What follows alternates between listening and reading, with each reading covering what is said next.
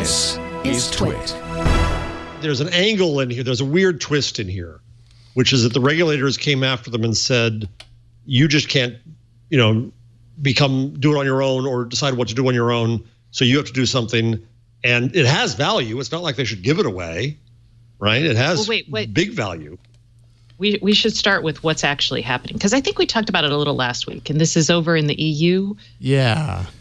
So they announced last week, Google announced last week, in response to the whole $5 billion fine by the EU as part of the antitrust violation ruling, that it would hold closed auctions for search engines that want to be included in this new search provider pop-up or whatever happens in Android phones when this is pushed out. It's very similar to, if people remember, Microsoft's browser ballot. Right, very similar. You get a list when you very first download and open Chrome. You get a list of who do you want to be your search provider. Mm-hmm. Do you want Google? Do you want DuckDuckGo? And so Google has decided to have an auction for the top however many slots on this thing, and strangely enough, its competitors are somewhat averse to paying them to be on this list. Right. Yeah. Ecosia is one of the browsers, and they are calling it unethical, anti-competitive in itself. DuckDuckGo is also the first one you just listed. I'm amused. Right. They're so European. They use much of their profits to plant trees. Right. So they're mad. So when you first open Chrome, this pop-up will show up. They could pay in carbon credits. That would be cool. I'm sorry. Google does want to get got to think about what has value. Yeah. Carbon credits have value. Okay, keep going. I'm sorry. No kidding. It's true. Yeah, so that would appear. And Google said when it announced this news, it would take the top 3 bidders in any given market. And, basically those top 3 bidders would end up in that menu by default, ordered at random. Google thinks that's a fair solution because, as you mentioned, this sort of selection has some sort of value.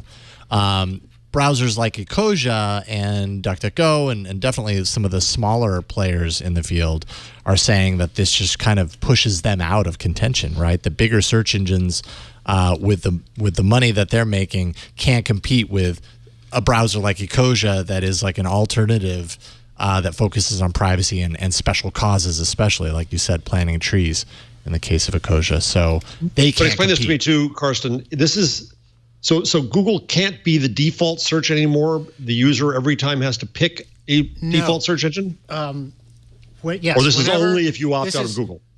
This is when you first download Chrome in the EU. Or when you're setting up your Android phone. You're setting up your Android phone, exactly. You'll get this. And so Google just de facto is not the default choice. Exactly. Mm-mm. I think that's kind of ridiculous on its face. But the EU disagrees with you. I know. But that's a fairly major, restraint of trade for an American company on its own. Yeah. I don't know. They did the same thing to Microsoft in the early 2000s with the browser ballot. So this is that did all kinds of good. Yeah. Yeah. Well, this is what happens when you close the door after. What is it? You close the barn after the horse has gone. Yeah. It's hit the horse in the rear end. Yeah. So, I don't know. I wish. I do like using alternative browsers, but sometimes, my default is always to try to use a different browser, and then to go back. But most people don't have time for that, and you really shouldn't make them. To be clear, this is not about browsers. This is about search engines. I'm sorry. That's what I mean. I keep saying browsers, and I'm envisioning typing. I've seen a lot of people make that mistake, but it's not. Right. Yeah, it's very specifically. If you're using Google or DuckDuckGo or Bing or one of the search engines. And I'm curious to know how this interplays into Android, like into the home screen and stuff. Like, you can choose on the home screen different. I was futzing around with my settings at some point in time, and I realized I can turn my search bar into a different search engine on my. You mean Pixel. the Google search bar on the home screen? Uh-huh. Oh, okay. No, you can probably do that in settings. Yeah, actually. Yeah. Preferences. I'm like, No. you know how sometimes you're just messing around on your phone and you get something and you're like, whoo. Oh, wait a minute. Oh, well, yeah, there's a reminder. No, you're absolutely right. Now that I think about it, search bar, I'm not really quite sure what that search Gboard now. You're way ahead of me. I'm like, where is the settings icon? Yeah. Where did I put it? Pull down the shade.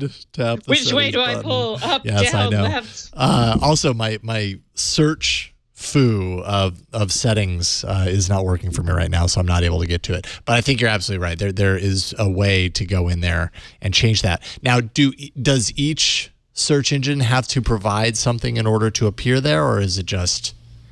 Oh, I don't know. You know what I mean? Like, does the This is Kosha something I have? just literally ran across. Yeah. And I'm like, where did I find that again? I mean, I'm just kind of curious. Like a Kosha, if they're a lower, like if they have far less money than most other search engines, let's say, to develop these features, is this a feature that they actually need to develop in order to be compatible with it, or is it just we have a search engine, therefore it can surface there? I'm not really quite sure, but that could be another obstacle for them, I suppose.